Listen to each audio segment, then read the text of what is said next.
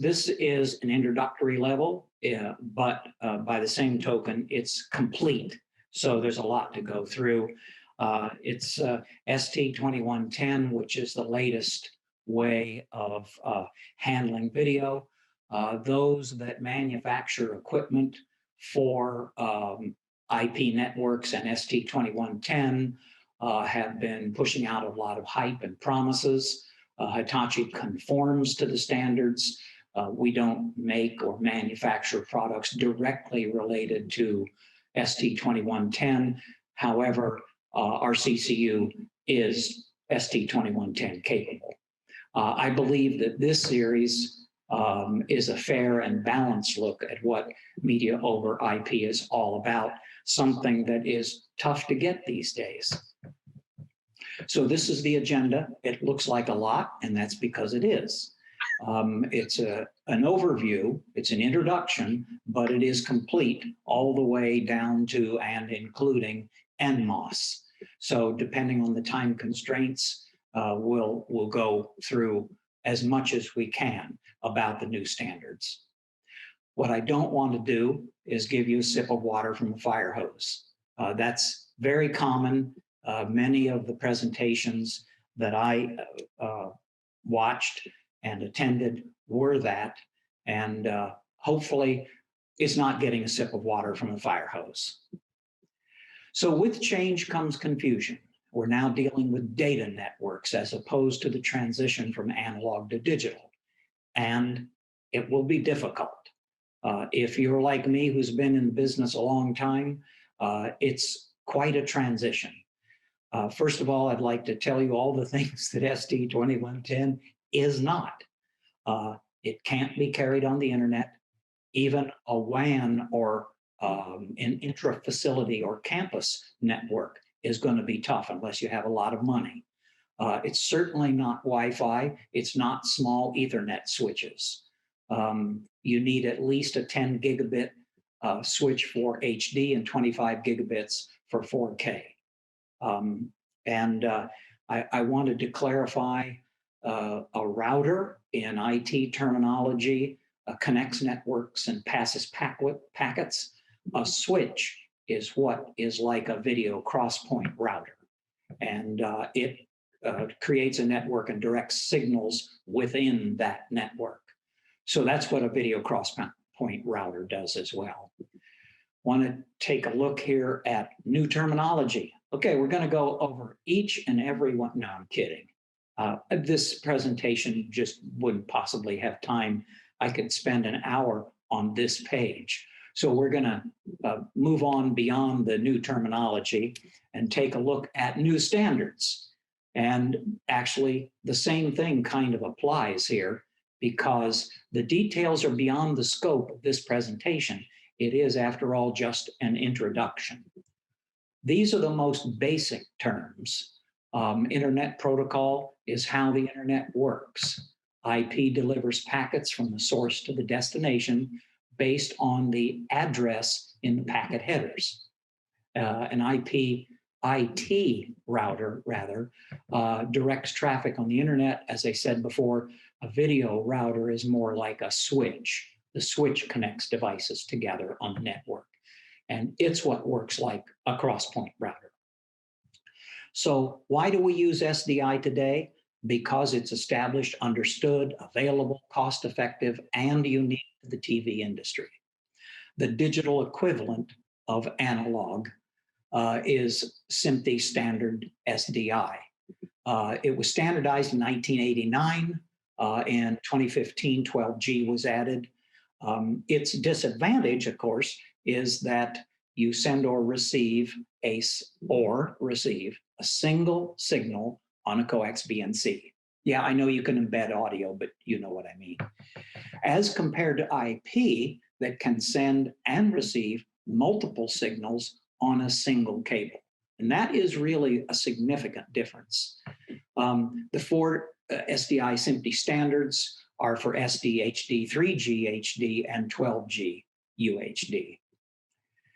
So there are 13 various audio, video, and control connections on a CCU, not including the triax or fiber camera cable.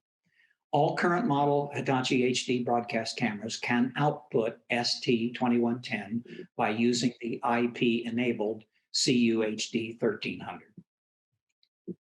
This is the total number of connections using ST2110 via an IP network. We provide multi-format HD video, stereo audio, intercom, and more, and we'll be adding more over time. So people ask, well, why are we doing ST2110 now? And the answer is high bandwidth and sustained signals require IP networks with high data rates at reasonable prices, and that's not been available until now. So SMPTE 2022-6, which started around 2012, was the first use of professional digital video and audio over IP networks. ST 2022 encapsulates all signals in one compressed stream like SDI. Extracting the audio requires the SDI to be reconstructed, then audio is de-embedded, encapsulation, de-encapsulation, and compression, encoding, decoding, all cause latency. And latency is a big problem in any real-time network. Now, Hitachi supports ST2110 because we don't want compression. Our cameras are pristine and we don't want it squeezed so early in the process. 2022 is typically MPEG-2 compressed, and ST2110 is built on 2022, but it keeps audio, video, and other data as separate streams for a more efficient use of bandwidth. So let's take a look at some of the benefits of ST2110. I'm not going to read all these, but you can see here's a list. Separate audio, video, and metadata is obvious, and no unique heavy iron is another important thing. You can kind of look down there at the different ones. Bandwidth efficiency is probably the most important benefit. It's uncompressed, so we're talking about big, high bandwidth links. So by separating the various signals, we can reduce the bandwidths for 4K into a 10 gig link. And as you know, 4K is 12 gig. So that means that we're actually squeezing it down. 3 gig SDI is less than 2.67. Now, when I say squeezing it down, that might give you the impression that that is compression doing that. But what we're doing is sending only the image essence data. We're not sending, I always like to joke about horizontal and vertical blanking and thing, but we're not sending Hank and Vank and anything else that is in the signal. Only the image essence data is being passed. So there is two characteristics of using IP and ST2110. Massive bandwidth. You can see the red dots showing the differences in sizes of the transmission. And also extremely rigid packet pacing is required to accommodate a smaller buffer that is required for low latency. So this pacing is on a microsecond timescale with very small tolerances for variance. And that's an important point. And that's one of the reasons that we have to be very careful with latency. These are some more additional benefits that you might be considering. Simplified infrastructure is one that I think is important. So one of the first things that came up here was flexibility.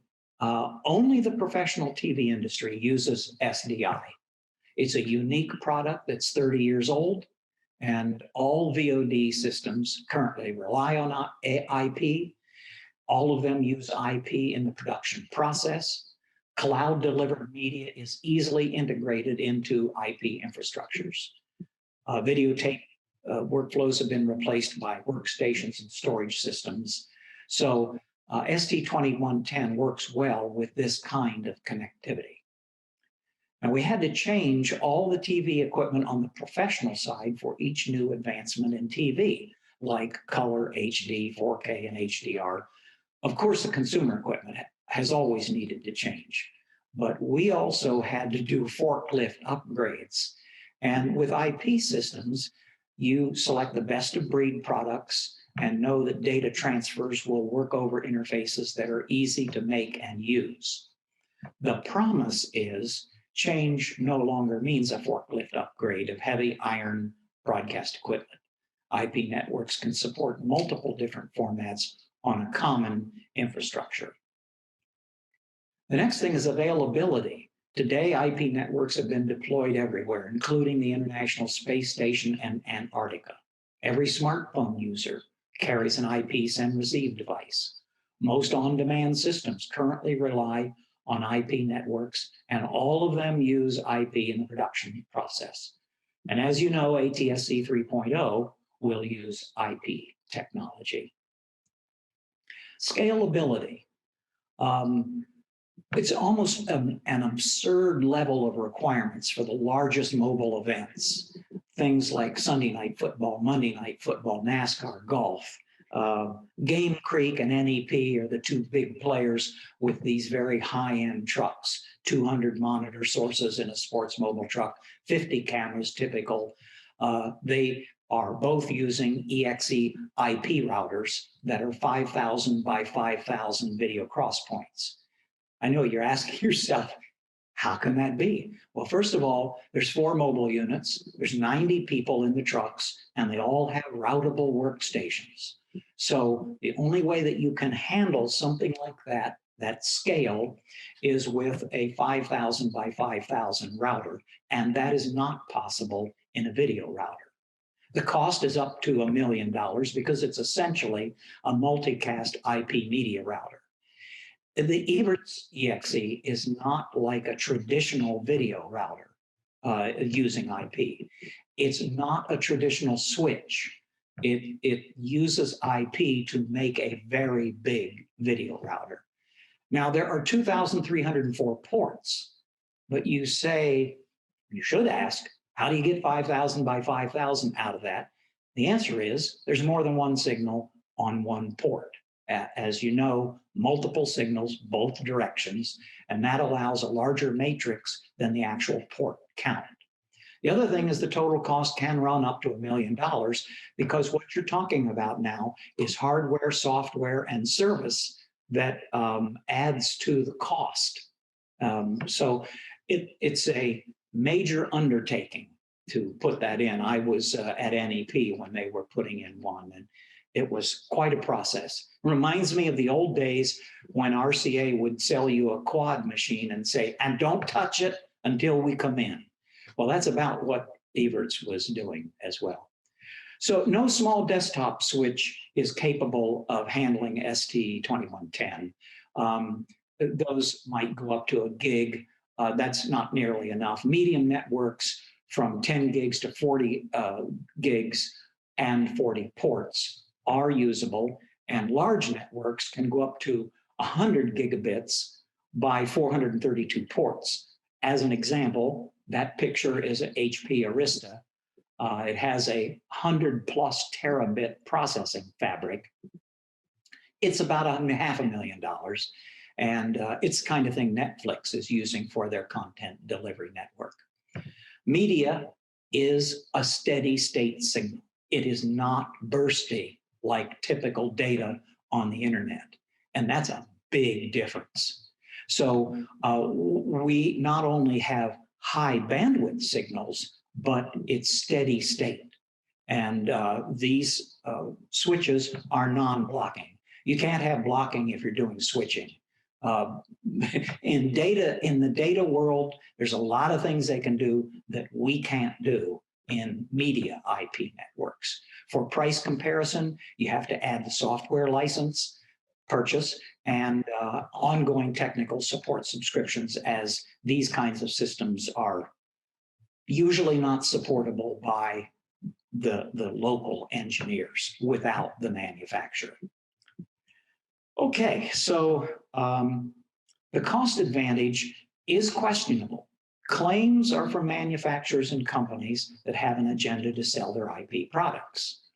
Today, IP still represents about a 25% higher cost. IP was not really a budgetary reality for a lot of the colleges like ACC network facilities that I worked on. Most cost reductions would come from mid and small scale systems. Cost reduction by reducing the size and weight of heavy iron TV equipment is certainly the case, and also higher density. The high bandwidth IP equipment and circuits have been dropping in price, and although more affordable than 40 and 100 gigabit switches are still expensive. Today, 10 gigabit is at a very cost-effective price, and a 10 gigabit 48 port, last I checked, was about $4,000. And 25 gigabit, however, is the future because that's what you need for 4K. So here's the reason for the COTS advantage. Television equipment budgets are estimated at about $2.5 billion. That sounds like a lot, but IT spending budgets are estimated at $2.5 trillion. So the lowered cost from this large-scale R&D manufacturing is what drives the price down, 1,000 times the spending volume of the TV industry. Software, well, it's different. We used to buy a VTR.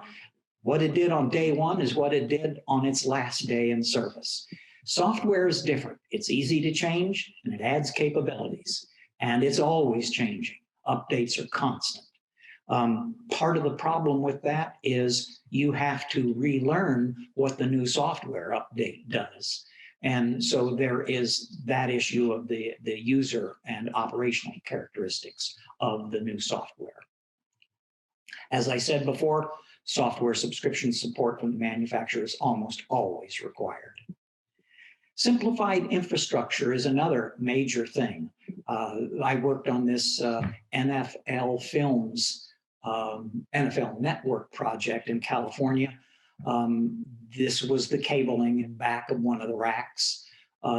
This kind of cable management can quickly become a headache.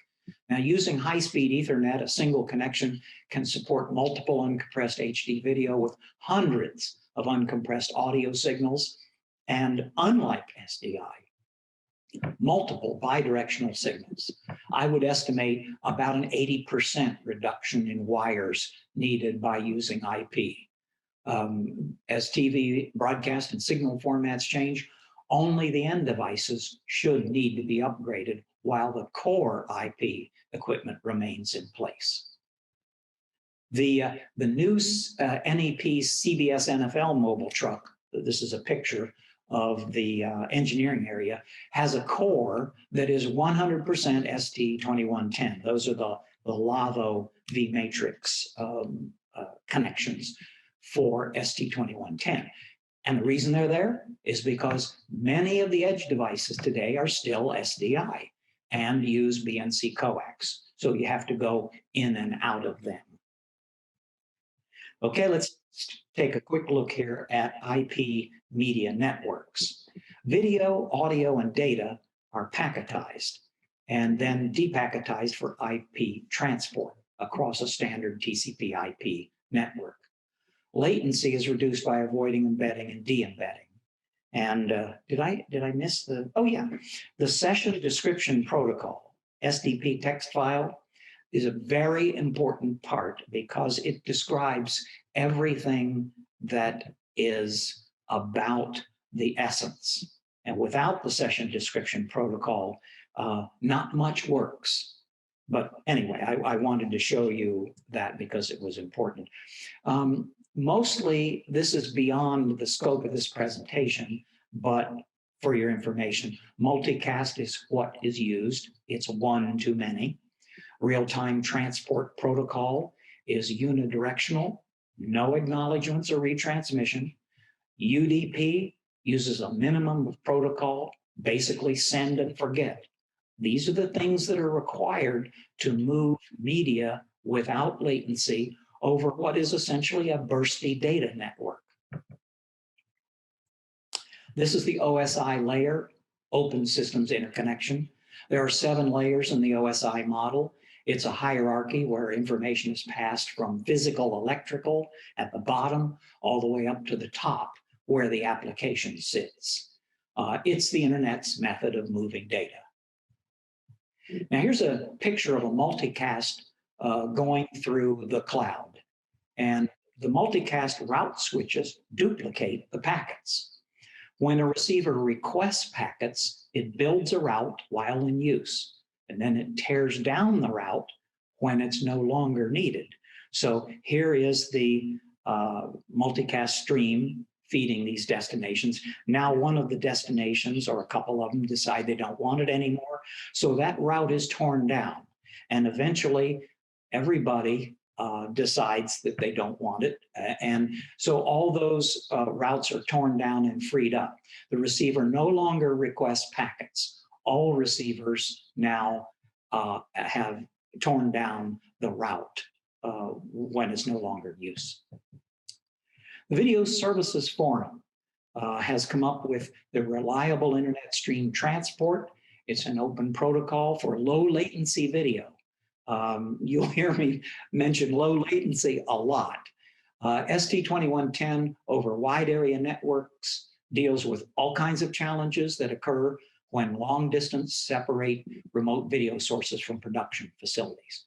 JPEG has a ultra low latency specification to support latencies below 1 frame end to end. This is very important for live sports and REMI remote production applications. The current SMPTE ST2110 is made up of a number of separate documents, each of which forms a part of the overall specification. ST2110, for example, is the overall concept and system timing, including RTP and timestamps for IP streams. ST211020 deals with the uncompressed video formats. The related ST211021 defines how the torrents of packets carrying uncompressed video signals is managed to ensure they don't cause excessive flooding on a network. If that happens, packets are dropped and there's a big problem with the video. There are many trade and professional groups that helped put all of this together, and they include AIMS, the Alliance for Media Solutions, Video Services Forum, Advanced Media Workflow Association, IABM, the European Broadcast Union, and more. The Joint Task Force on Network Media is at work now. The actual ST2110 specification standard is pretty well baked, but there's a whole lot more that needs to be done. And that is related to NMOS, which I'll get to in a second. But the goal is to enable the creation of networks where the end user can take new equipment and connect it to the network and configure it for use with a minimum amount of human interaction. The interaction ought to be limited to acknowledging the equipment's existence, assigning operational names, defining any grouping relationships. This technical configuration is automated by management systems. This is no different than when you plug a USB device into a PC. That's the way it needs to work, and that's not the way it works now. The EBU technology pyramid here is an example of what is involved. And as you can see, it's almost overwhelming. These are the minimum user requirements to build and manage an IP-based media facility. Time, sync, configuration monitoring, media transport, discovery, connection, and of course, security. It's not something that we ever had to worry about before. So the network topology may vary by system design, throughput, size, etc. A star network has every host, source destination, connected to the central switch. It manages and controls all functions of the network. A central switch and hosts and the transmission lines between them form a star. This is what it might look like in a mobile truck. In fact, this is the type of network that NEP uses in their mobile trucks, and probably Game Creek as well.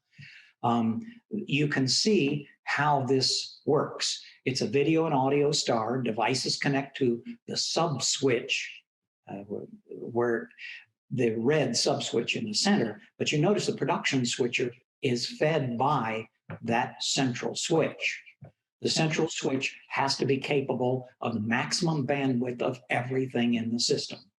And typical TV systems like mobile trucks.